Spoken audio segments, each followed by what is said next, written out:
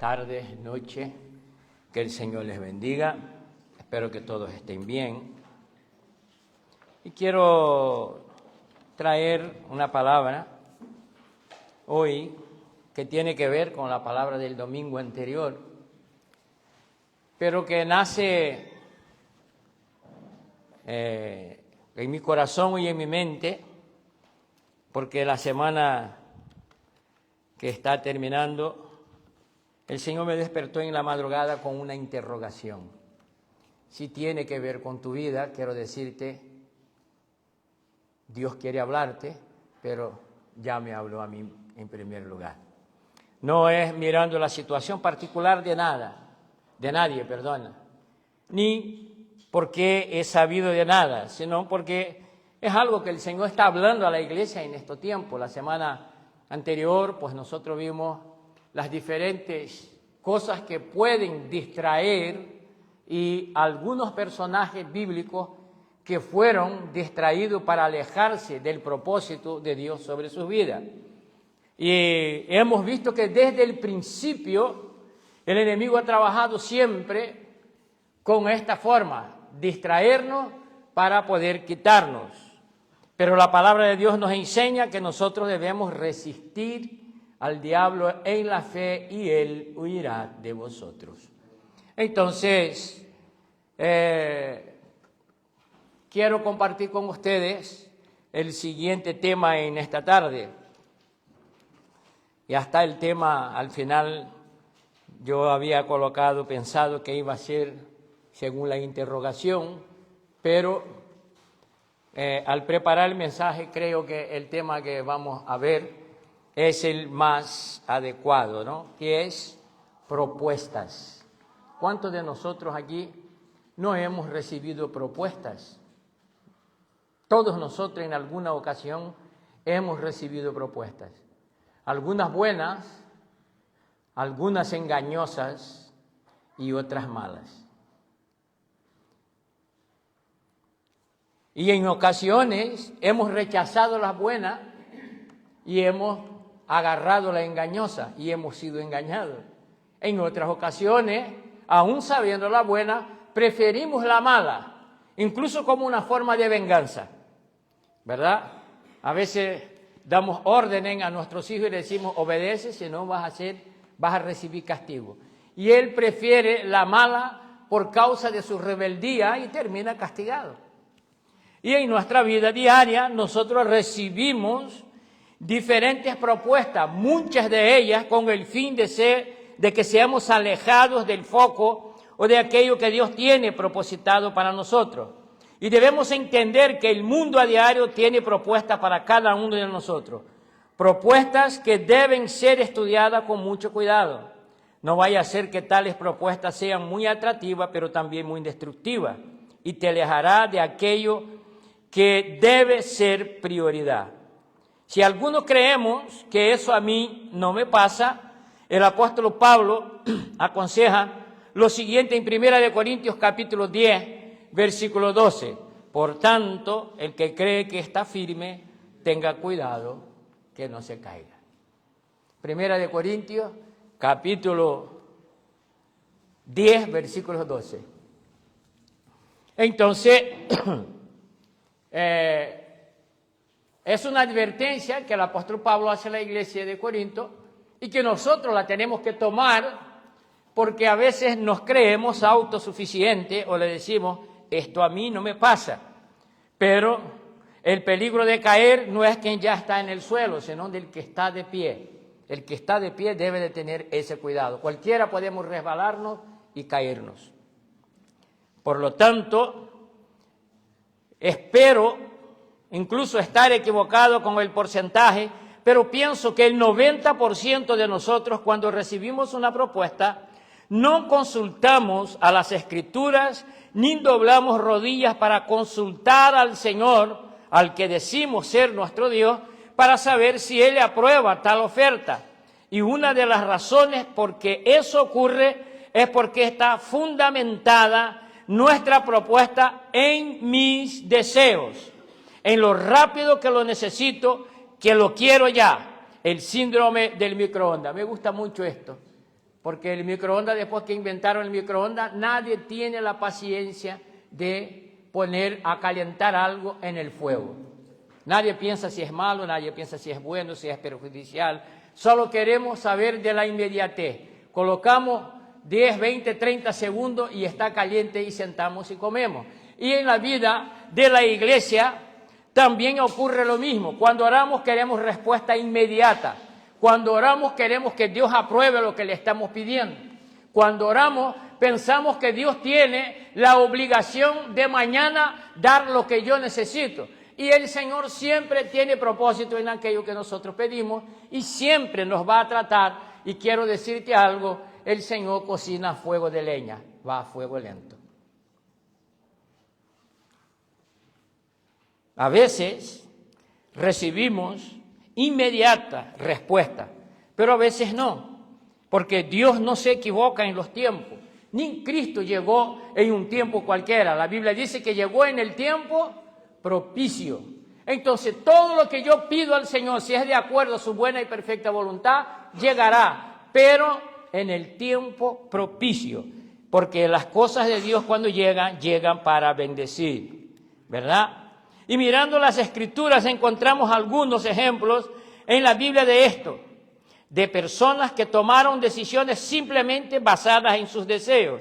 Algunas de ellas también se habló el domingo pasado y hoy le volveremos a recordar. Por ejemplo, quiero ir al libro de Jueces, capítulo 14, versículos del 1 al 13. Y Sansón descendió a Timanat y vio allí a una mujer. ¿De quién era la mujer que le vio? Las hijas de los filisteos. Quede bien con esto. No era de su pueblo ni de su parentela, era de los filisteos. Cuando regresó se le contó a su padre y a su madre diciendo, vi en Timnat, a una mujer de las hijas de los filisteos, ahora pues, tomádlela por mujer. Le respondieron su padre y su madre, ¿no hay mujer entre las hijas de tus parientes o entre todo nuestro pueblo?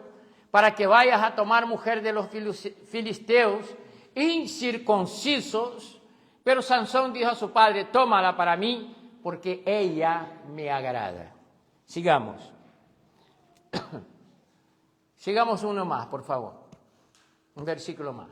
Y Sansón descendió a Timnat con su padre y con su madre, y llegó hasta los viñedos de Timnat, y he aquí, un león joven venía rugiendo hacia él. Y a seguir, lo vamos a ver, que Sansón mató a aquel león y lo dejó allí. Porque Sansón estaba lleno de la presencia de Dios y tenía una promesa de Dios sobre su vida. Y Dios lo usaba con esa fuerza descomunal en el cual nada ni nadie lo podía resistir. Pero la primera observación en lo que nosotros leemos es, quiso una mujer de un pueblo que Dios dijo, de ellos no busque descendencia.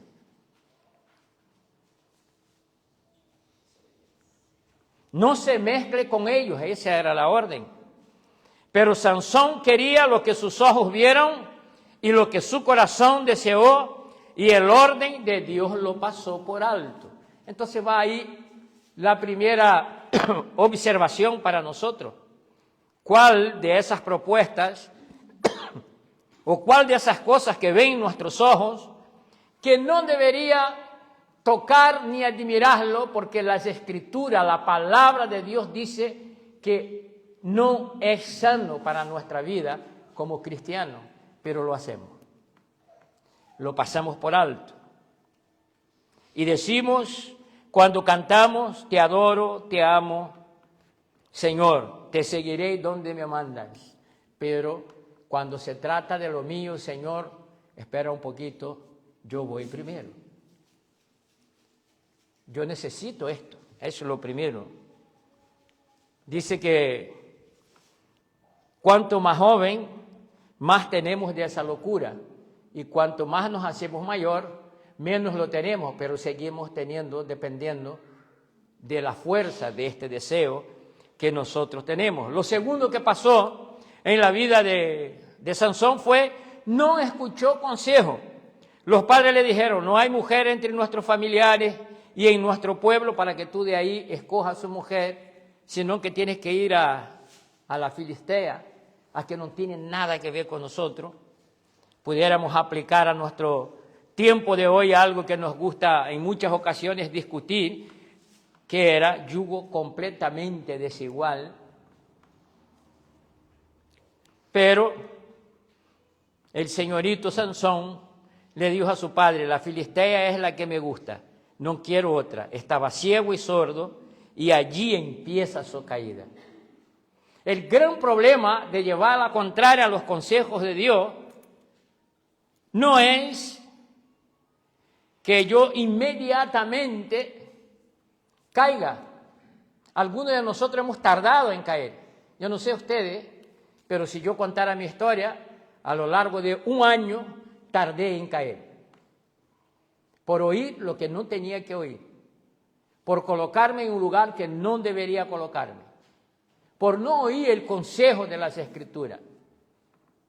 Entonces, por dar lugar a la rabia, al rencor, terminé en el mundo.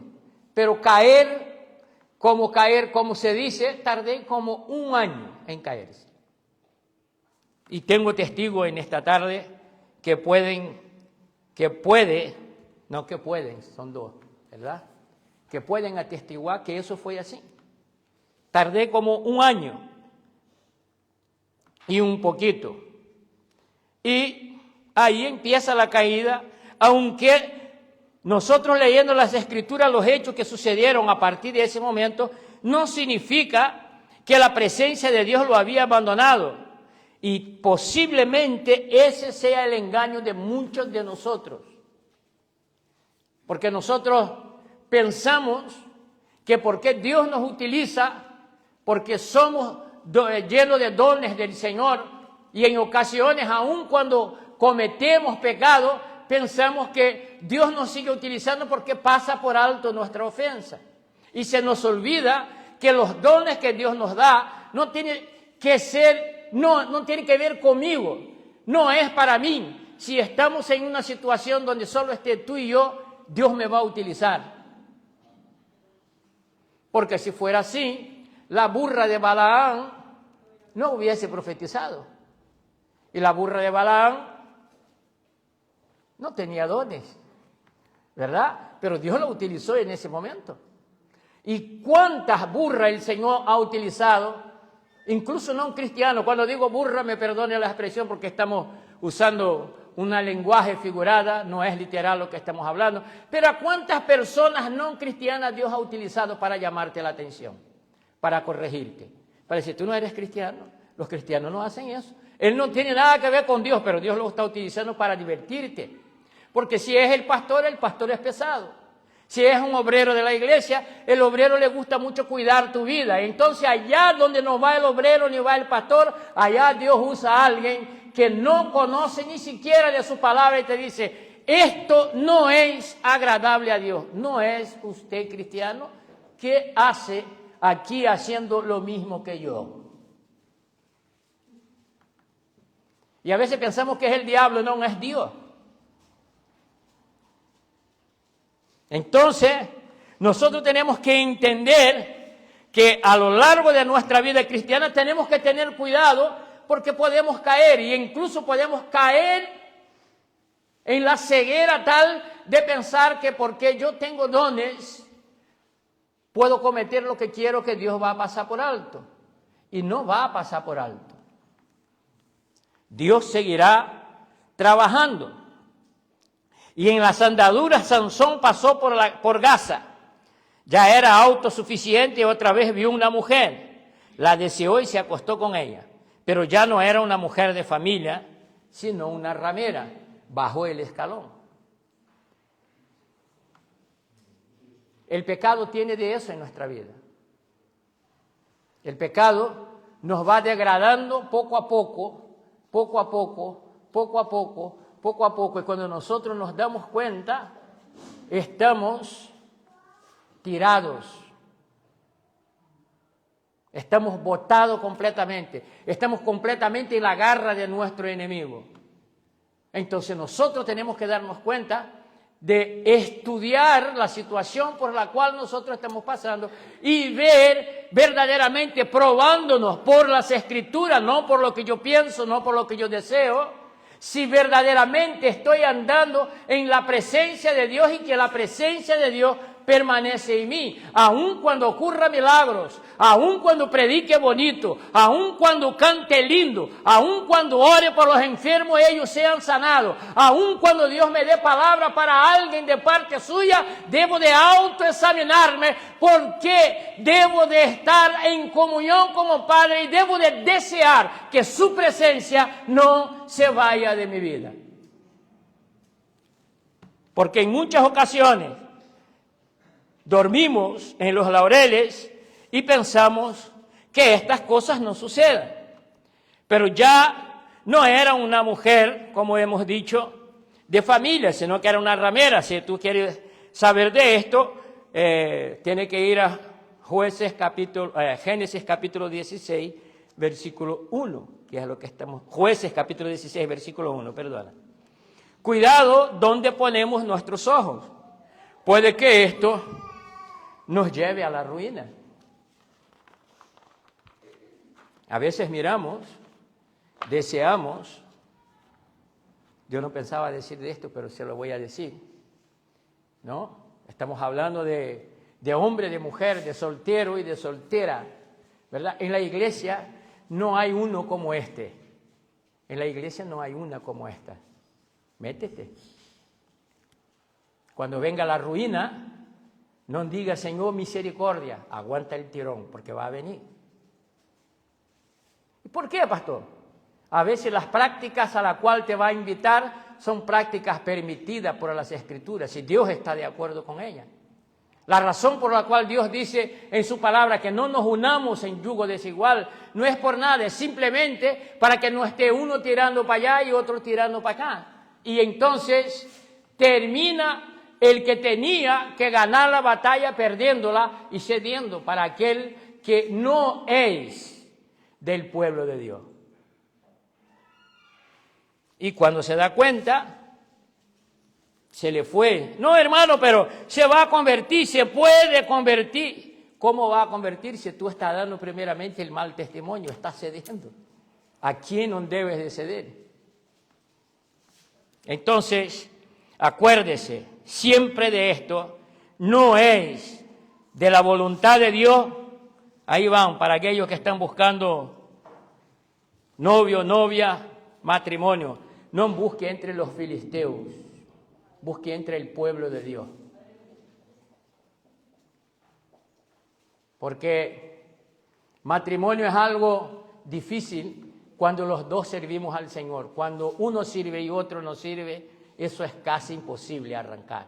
Se pasa mucho trabajo.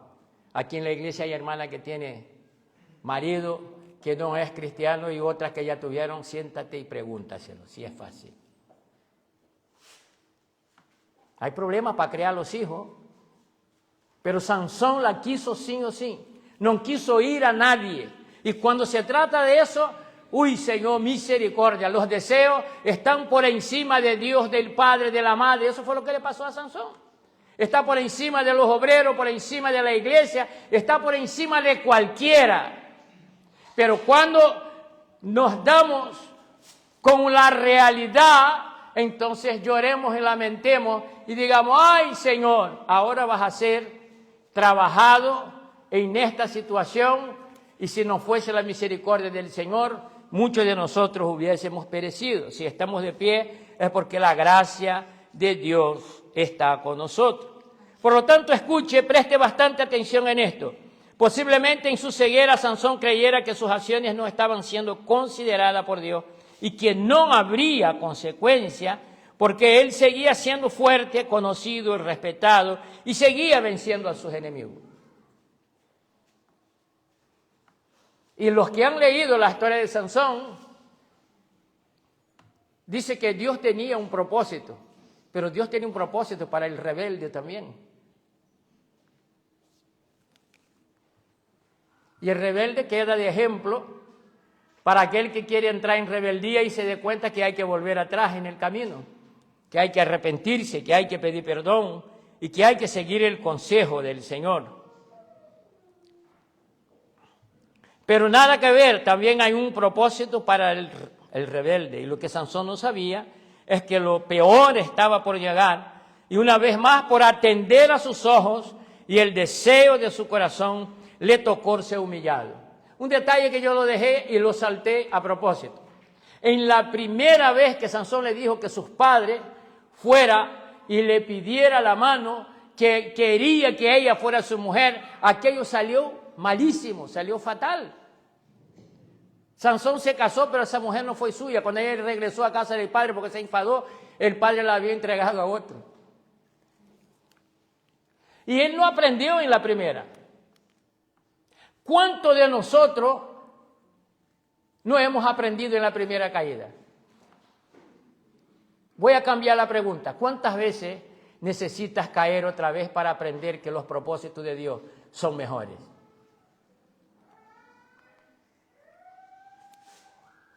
Pero somos distraídos. La Biblia dice que el Dios de ese siglo cegó el entendimiento de tal manera que empezamos a pensar que las propuestas que nos da el mundo y el enemigo son mejores que las que Dios tiene para nosotros. Pero debemos de entender que hay un propósito para el rebelde, incluso para que aprenda, que haya corrección. Y esto Sansón no lo sabía, ¿verdad? Pero la hora iba a llegar a la vida de Sansón. Y una vez más, el problema de Sansón fueron sus ojos y su corazón.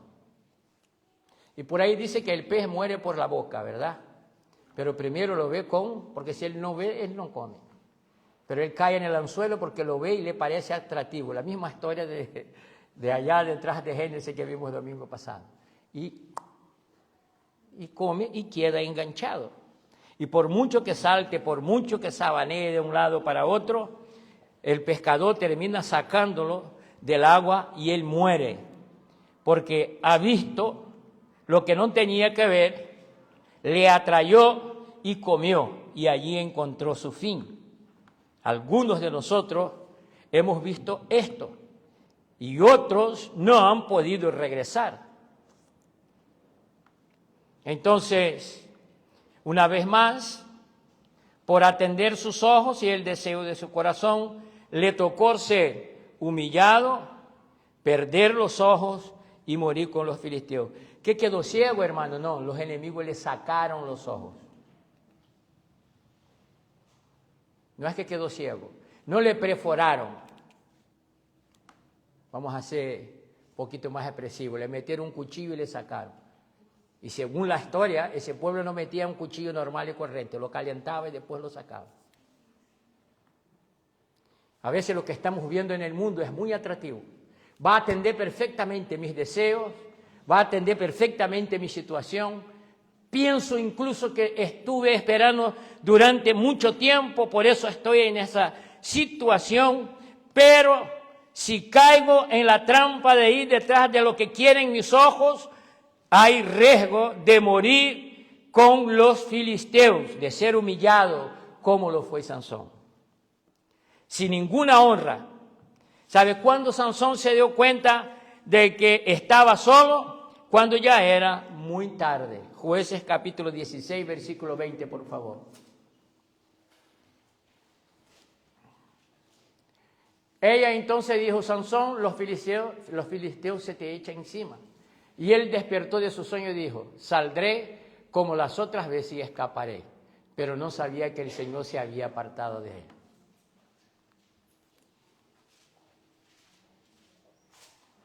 Algunos de los que estamos aquí hemos hecho 1, 2, 3, 4 y no ha pasado nada. Un día te vas a despertar y te vas a dar cuenta que el Señor se marchó. Va a estar en la garra de los enemigos. No pasa nada, he hecho 1. El Señor no me ha hecho nada, no es como el pastor dice. Yo he hecho esto, esto y esto, y mira, estoy enterito, sigue jugando, no pasa nada.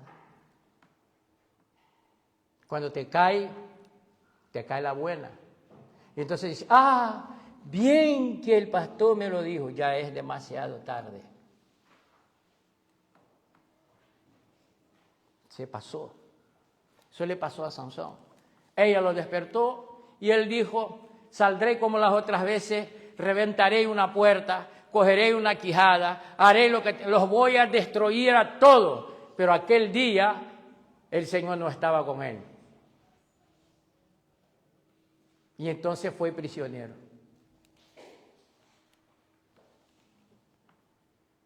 Y entonces ya, por mucho que lamentara, por mucho que llorara, ya ahora era presa de sus enemigos. Y Dios tenía un propósito con esto. Sí tenía, pero si él no fuera rebelde, él no sería el personaje que estaría en aquel lugar donde él estuvo. Él no sería el que iba a perder los ojos. Él no sería el que iba a ser humillado. Él no sería el que iba a servir de escarnio. Porque él no fue escarnio, no escarnearon solo de él. Él fue escarnio para su familia. Él fue escarnio para su pueblo y él fue escarnio para el Dios en el cual le había llamado para que él fuera un libertador de Israel. ¿Y ustedes quieren saber más? Sansón no era cualquier persona. Nosotros hablamos de Sansón como si Sansón fuera un tipo cualquiera. Sansón era juez de Israel. Dice que lo juzgó a Israel durante 20 años. Lean la historia. El enemigo no está mirando si eres obrero de la iglesia. El enemigo no quiere saber si tú cantas en alabanza. El enemigo no quiere saber si soy predicador. El enemigo no quiere saber si yo soy conocido y respetado por cómo Dios me usa en el pueblo y en mi gente. El enemigo no quiere saber cuánto más grande, mayor es el deseo sobre él. Porque cuanto más grande el árbol, más grande la caída. Y la única manera de no caer es que la presencia de Dios permanezca en nosotros. Pero para que la presencia de Dios permanezca en nosotros, nosotros tenemos que andar bajo los propósitos en la cual el Señor nos ha llamado y ha colocado en las Escrituras para que obedezcamos. El que no obedece está rebeldizándose y el rebelde paga un precio. Entonces, no vaya creyendo es que yo soy la niña de los ojos de Dios, porque yo hago y a mí no me pasa nada. Llegará el día que la presencia de Dios se vaya y andarás solo. ¿Qué irás a hacer?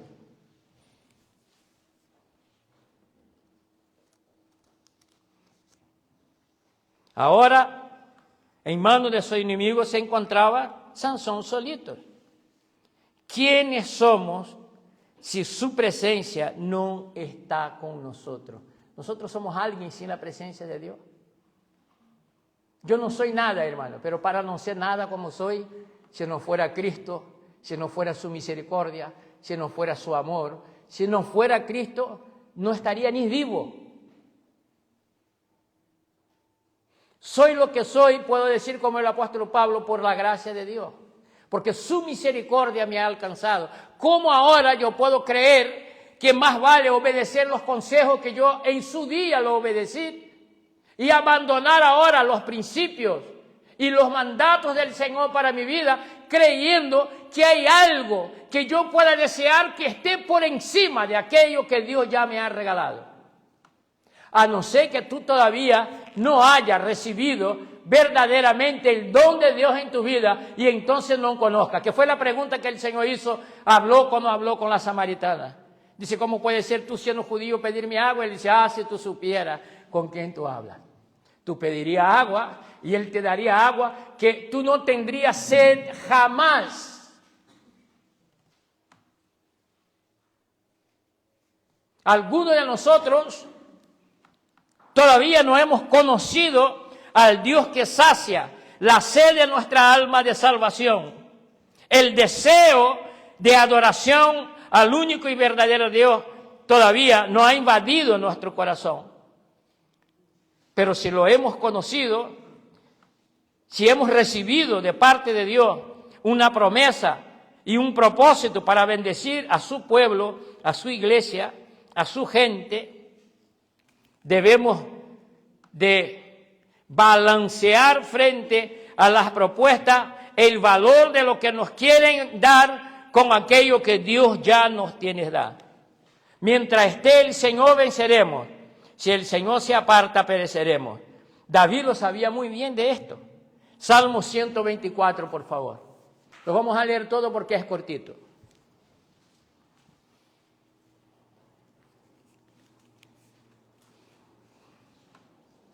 Si el Señor no hubiera estado a nuestro favor, diga ahora Israel. Si el Señor no hubiera estado a nuestro favor, como cuando los hombres se levantaron contra nosotros, vivos no nos hubieran tragado entonces cuando su ira se incendió contra nosotros. Entonces las aguas nos hubieran anegado, un torrente hubiera pasado sobre nuestra alma. Hubieran pasado entonces sobre nuestra alma las aguas impetuosas. Bendito sea el Señor que nos ha entregado como presa de los dientes de ellos, que no nos ha entregado, digo. Nuestra alma ha escapado cual ave del lazo de los cazadores. El lazo se rompió, gloria sea dada al Señor, y nosotros escapamos. Nuestro socorro está en el nombre del Señor que hizo los cielos y la tierra. Si el Señor no hubiese tenido misericordia de nosotros, estaríamos atrapados. Si no hemos sido destruidos, es porque la gracia y la misericordia de Dios ha estado sobre nuestra vida. Y es la gracia general de Dios, ha estado sobre todos nosotros los que estamos aquí en esta noche. Creamos en el Señor o no creamos en el Señor. Creamos en Dios o no creamos en Dios. La gracia de Dios ha estado sobre nuestra vida. Si no, ya hubiéramos sido destruidos. Sin hablar de Biblia, de ciencia, te vas a dar cuenta que tiene más razón para no estar vivo que para estar vivo. La pregunta es, ¿por qué estoy? La gracia y la misericordia de Dios sobre nosotros. Por lo tanto, David invita a Israel exactamente a esto. Sansón pensaba que todo seguía igual, pero la presencia de Dios se había apartado de él. Y ahora el hombre se encontraba en una situación difícil. Por esto, David invita al pueblo a reconocer, porque aún están de pie, porque no han sido destruidos. Sansón seguramente creyó que podía seguir haciendo lo que deseaba su corazón, que Dios no se apartaría de él, ya que hasta Dalila esto no había pasado, pero llegó el momento de saber que Dios se había apartado y sabe, fue doloroso. No estamos hablando de que no sea doloroso. Algunos me dirán, pastor, pero Dios es amor. Y en ningún momento yo te he dicho que no es amor. Yo lo que te estoy diciendo es que cuando yo decido apartarme del amor de Dios, es doloroso lo que habrá de caer sobre mí. No es que Dios se fue y lo abandonó, no, Él le abandonó a Dios con sus actitudes. Mis actitudes hablan si yo amo o no amo de verdad. Algunos maridos quieren convencernos de que ellos están locos por su mujer y la ama con toda su alma, pero tiene amante. Imposible que yo se lo crea, ¿verdad? Diríamos como buen español, no se lo cree ni Dios.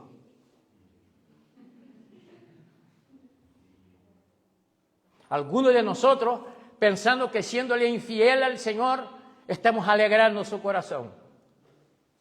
Algunos de nosotros pensamos que con nuestras actitudes de baza, Dios sigue estando de acuerdo. ¿Por qué me va muy bien? Porque tengo un buen trabajo, porque tengo un buen sueldo, porque como bien todos los días. Nada de eso es signo de que la presencia de Dios esté conmigo. Porque si yo cumplo con un principio bíblico, que es trabajar y vivir del sudor de mi frente, Dios va a honrar que no me falte el pan sobre mi mesa. Porque aunque yo piense que no estoy haciendo nada que es mandato de Dios, ahí está el mandato de Dios. Y la Biblia dice que el que no quiere trabajar, que no coma, ahí va para los perezosos. Pero nosotros, en muchas ocasiones, pensamos que no, Dios es amor. El Señor entiende mi debilidad. El Señor lo sabe. Es que no puedo, es que no consigo, porque no está con la palabra de Dios atada a tu cuello como un collar, ni está un yelmo sobre tu cabeza, ni tienes calzado los pies con el evangelio de la paz.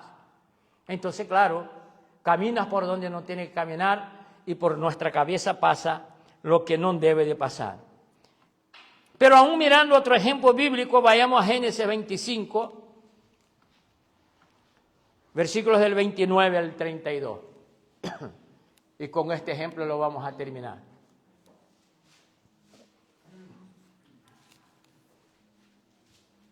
Un día, cuando Jacob había preparado un potaje, Esaú vino del campo agotado.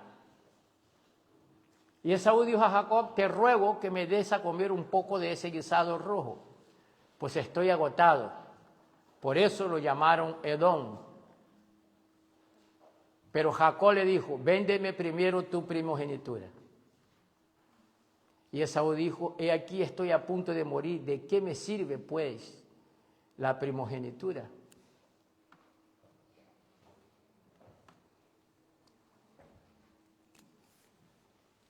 ¿De qué me sirve la primogenitura si yo estoy a punto de morir? Solo miraba lo inmediato, estaba preocupado solo en lo que él necesitaba, en satisfacer su estómago. Algunos de nosotros servimos al Señor con el estómago. Si nos falta la provisión, entonces no quiero servir a Dios.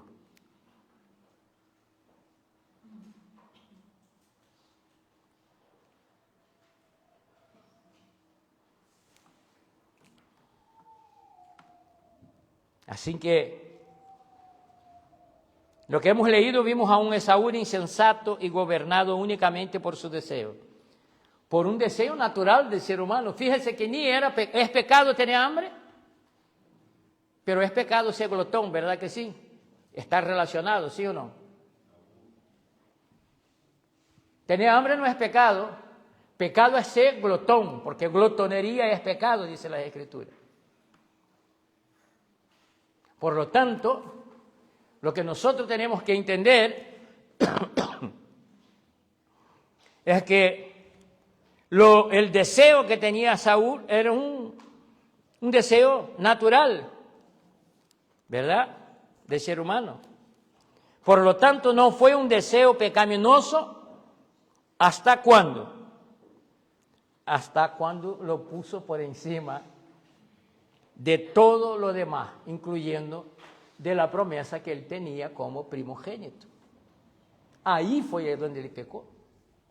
Entonces, quiero que pienses lo siguiente: no es pecado tener deseo, si tu deseo no contraría la voluntad de Dios, o si tú no lo colocas por encima de aquello que Dios tiene preparado para ti. Pero Saúl, pensando solamente en el momento, cuando recibe la propuesta, solo quería ser satisfecho de su deseo y no valoró adecuadamente su primogenitura. Es como si alguien con necesidad monetaria vendiera 1 kilo de oro al precio de 100 kilos de cobre. Decía: 100 kilos de cobre es mucho dinero, no tiene ni comparación con el oro.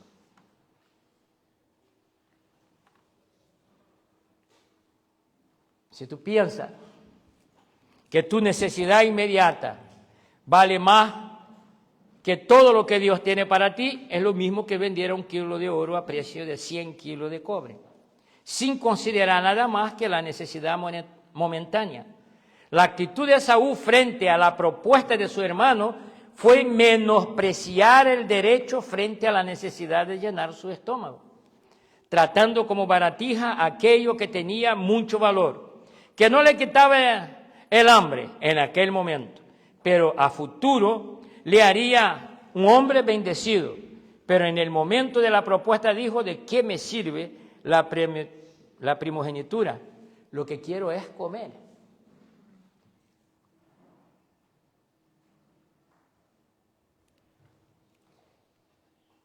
Yo no necesito orar. Yo lo que quiero es un abrazo de alguien que me gusta.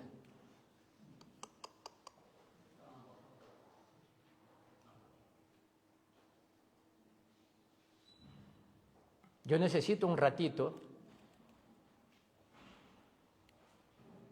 con alguien para satisfacer mis deseos. Dios me entiende porque Él fue quien me creó, pero entonces no conoce las Escrituras ni el Dios de las Escrituras. Porque el Dios de las Escrituras quiere que seas vaso de honra, no de deshonra. Si piensas solamente con tu deseo, te equivocas. Vamos a Hebreos capítulo 12, versículos 15 y 16. Y con esto vamos a terminar.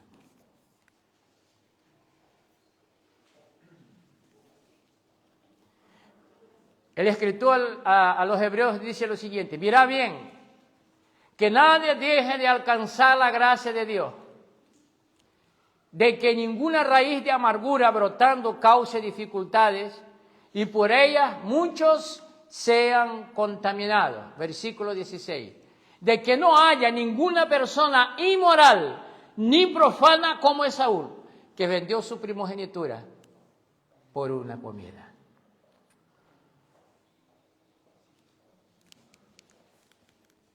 Entonces, preguntémonos esta tarde: ¿cuánto crees que vale tu derecho en Cristo? ¿Tú crees que tienes derecho en Cristo? Yo no apunté, pero si quiere podemos apuntar. Los que hemos conocido a Cristo y hemos entendido que éramos pecadores, lo primero que quisiéramos o que quisimos renunciar fue no ser condenado, a pasar toda la eternidad lejos de Dios. Y hemos entendido que por medio de Cristo nosotros pasamos de las tinieblas a su luz admirable. Entonces dejamos de ser condenados para ser salvos.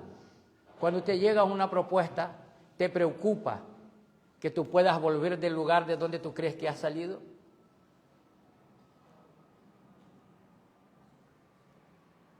Pero cuando termine, yo pido perdón a Dios. ¿Ustedes saben cuánto pensaron que terminaba hoy y no han terminado? Pastor, ese mensaje es un mensaje un poco acosador. Lo tomes como tú quieras, ese es el mensaje. Entonces Dios me ha acosado, porque yo estoy terminando con lo que Dios me dijo de madrugada. Me desperté y me desperté con esa pregunta: ¿cuál es el valor de tu primogenitura?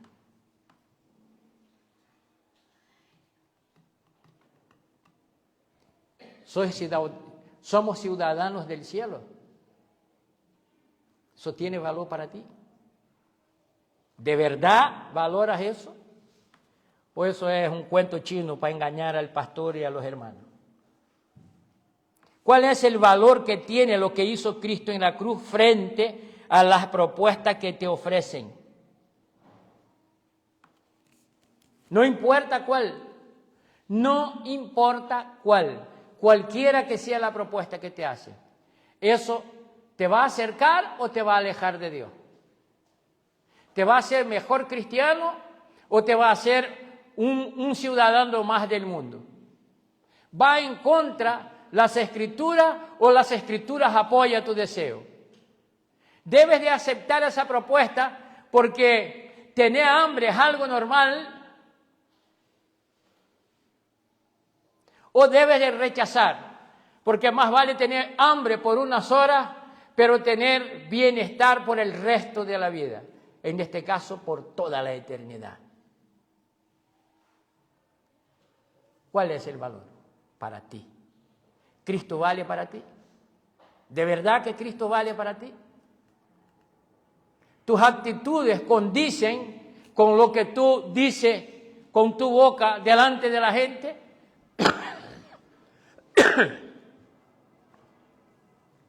Tus actitudes condicen como verdadera hombre y mujer de Dios, como siervo de Cristo, como ciudadano del cielo, como los que están incluidos en aquella lista que cuando suenen las trompetas dice, los muertos resucitarán primero y los que estén vivos serán transformados en un abrir y cerrar de ojos y ambos iremos al encuentro del Señor.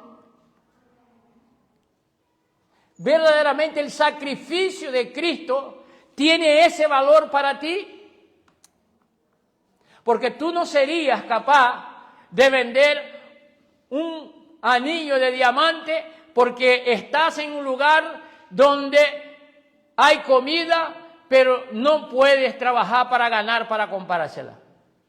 Y no cambiarías tu anillo por un plato de comida. Pero has cambiado a Cristo en varias ocasiones por cosas muy efímeras. Y Pedro dice lo siguiente, vosotros no fuiste comprados ni con oro ni con plata, sino con la preciosa sangre de Jesucristo. Sufrió menosprecio, se despuso de su gloria, llevó corona de espinos, lo llamaron hereje, se rieron de él, repartieron su vestidura. No tuvo ni siquiera un sepulcro propio de la familia para enterrar, lo tuvieron que prestar. Pero aún así, no se echó para atrás, porque tú y yo necesitábamos ser libres, ser salvos. ¿Eso tiene valor para ti?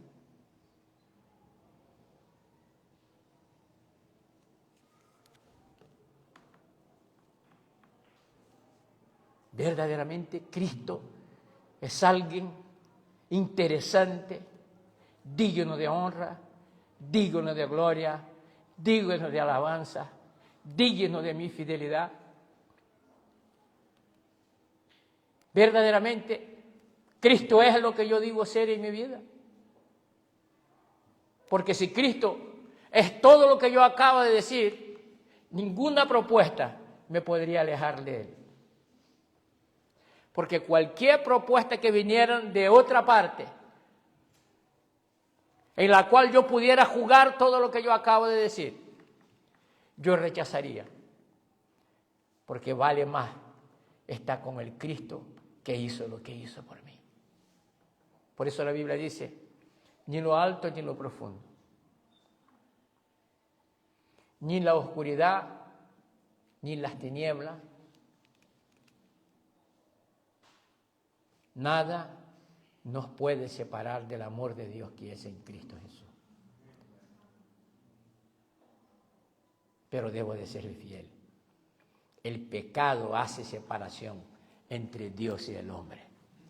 Y dice la Biblia, la paga del pecado es muerte. Y puede que no te mueras hoy, pero puede que Cristo venga mañana. ¿Y entonces qué? ¿Cómo te presentarás delante de Dios?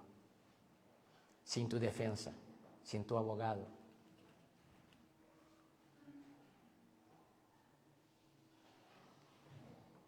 No, pero es que me duele mucho, pastor. Pero si no tienes el Consolador. No, porque fueron injustos conmigo, con Cristo también lo fueron. El juicio de Cristo no fue justo. Cristo fue injusticiado. Y lo peor de todo, no fue por culpa de sus errores, sino fue por culpa de lo nuestro. Abramos nuestros ojos y pidamos misericordia al Señor Y juzguémonos a nosotros mismos a ver si tiene, qué valor estamos dando a aquello que Dios en Cristo nos ha regalado, conocido como gracia, conocido como perdón, conocido como justificación. ¿Cómo estamos actuando frente a esto?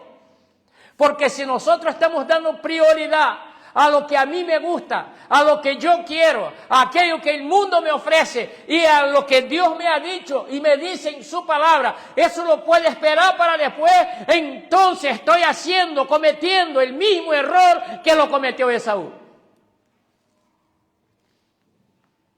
Y si tú sigues leyendo la historia, con Esaú va a hablar con el padre y pedir su bendición. El padre le dice, ya no le puedo dar, hijo, ya bendije a tu hermano. Y él pregunta, papá, pero no hay por ahí nada que me puedes ofrecer, bendíceme con algo. Dice, todas las bendiciones se las di a tu hermano. Aquello que tú no diste valor cuando te dolía el estómago porque tenía hambre, se te fue de las manos porque negociaste con la promesa. Santo, santo, santo, santo. No negocies con la promesa de Dios.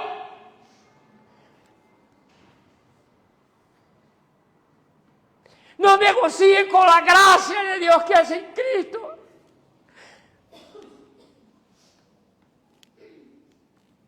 Te la estás jugando.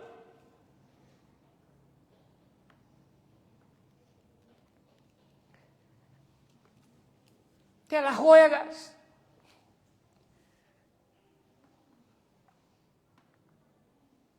Esaú lloró y lamentó, pero el padre dijo, lo único que yo te puedo decir, hijo, va a ser siervo de tu hermano. Va a ser hombre de guerra, vas a estar peleando una y otra vez.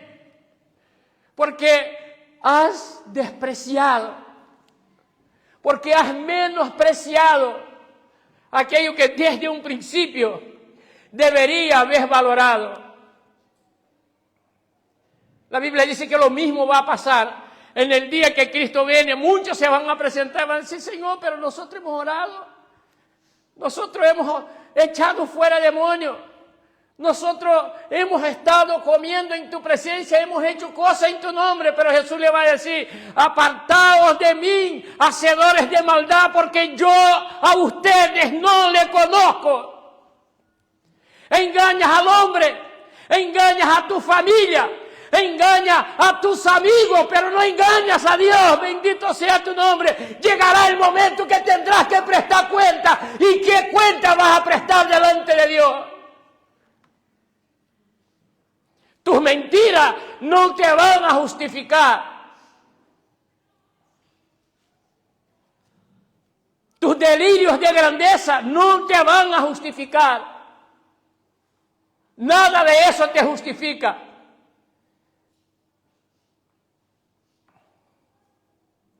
Ese momento en el cual nosotros debemos autoanalizarnos y pensar si verdaderamente la gracia de Dios vale algo para nosotros. Más que el oro y la plata. Judas lo vendió por plata. Cuando quiso devolver, porque se dio cuenta del error que había cometido, los que le compraron a Cristo, el que compraron su traición hacia Cristo, le dijeron, nosotros no queremos ese dinero, haga con él lo que quiera. Dice que él cogió y tiró las monedas, pero ya era demasiado tarde.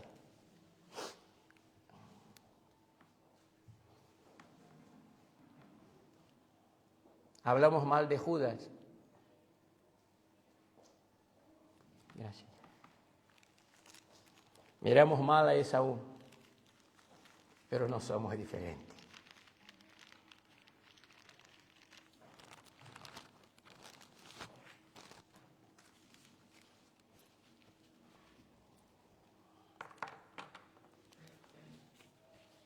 Yo no sé si eso te quebranta, te avergüenza o te hace reflexionar.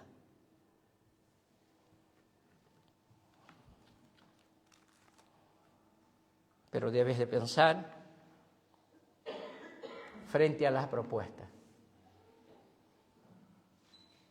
puede que esa propuesta sea pan para hoy y hambre para mañana. Para Esaú lo fue. En el momento se quedó hartito, se llenó su estómago. Le concedió su deseo. Pero pasó toda su vida peleando con su hermano y con su pueblo, porque le quedó un amargor en el alma. Y lo estaba leyendo y hizo lo mismo que Adán. Cuando el padre le dijo, no te puedo dar de nada, dice, no, es que mi hermano me ha engañado. No, tu hermano dijo, véndeme. El hermano no le engañó. Algunos de nosotros decimos, no, es que no le engañó. Él llegó con hambre, el hermano lo que hizo fue aprovechar la oportunidad, lo mismo que hace Satanás. Por eso el nombre Jacob, si no me falta la memoria, dice engañador. Lo mismo. Satanás espera la oportunidad. Si tú no andas en espíritu, se la come. Y nos ataca donde más nos duele. Nos ofrece soluciones de las que más nosotros necesitamos. Pero nosotros debemos de ser firmes frente a esto. Porque si entiendo que la muerte de Cristo en el Calvario, no hay oro que lo pague, no lo voy a cambiar por nada. Así que quiero que ahí mismo sentado, quiero orar esta tarde con usted. Yo dije que ya terminaba y ya pasaron 20 minutos. Vamos a pedir misericordia al Señor, sinceramente. Creo que es un momento para que pidamos perdón, para que nos reconciliemos con el Señor. Porque yo no lo conozco la vida de ustedes, en lo más íntimo. Algunos lo conozco superficial. Es superficial lo que... Y ustedes a mí, de igual manera. Se sabe verdaderamente cuando alguien tiene hambre, cuando le ofrecen aquello que a él no le gusta, pero va a llenar su estómago y come sin rechistar. Se sabe que verdaderamente cuando amamos al Señor, cuando las ofertas son jugosas, pero nosotros decimos no. Cuando tengo necesidad y el enemigo aprovecha la oportunidad y yo le digo no.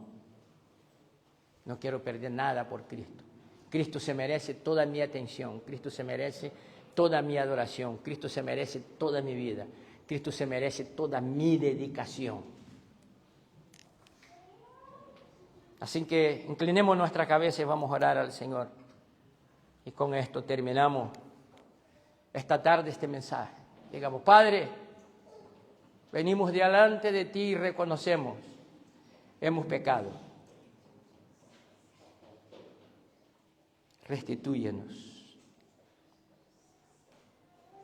No deseamos un fin como el de Sansón y como el de Saúl, ni como el de Judas, ni siquiera como el de Salomón.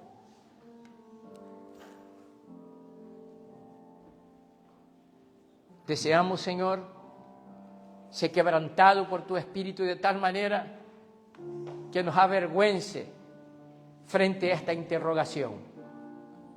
¿Cuánto vale para ti el sacrificio de nuestro Señor? ¿Cuánto vale para ti mi muerte en la cruz? ¿Cuánto vale para ti la vergüenza que ha caído sobre mí? Los escarnios, los falsos testimonios, pero que lo has soportado. Santo Señor, ten misericordia. Ayúdanos a ser fiel a ti cada día. Y a pensar, Señor, que no puede haber nada más grande que aquello que tú hiciste en la cruz del Calvario por cada uno de nosotros. Porque cuando estábamos muertos en nuestros delitos y pecados, tú, Señor, nos diste vida juntamente con Él. Por gracia hemos sido salvados. Solo por gracia. Y debemos estar eternamente agradecidos los años que tú nos des en esta tierra y también en la eternidad. Que podamos rendirnos ante ti todos los días. Que podamos, Señor, todos los días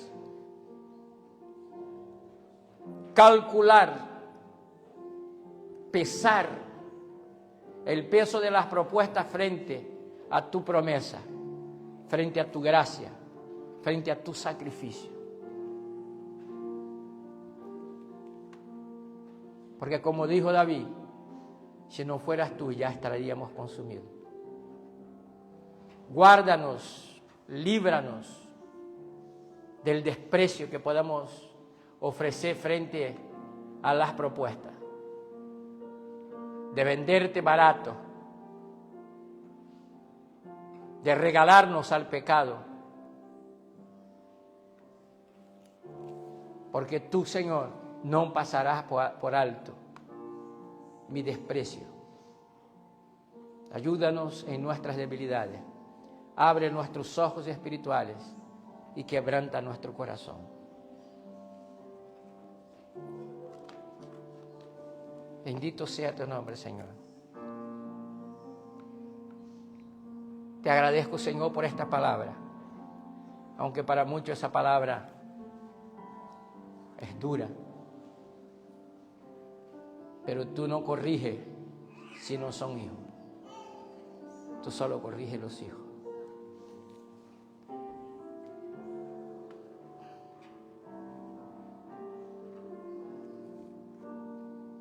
Vamos a decir: quiero levantar a ti mis manos, maravilloso Jesús, milagroso Señor.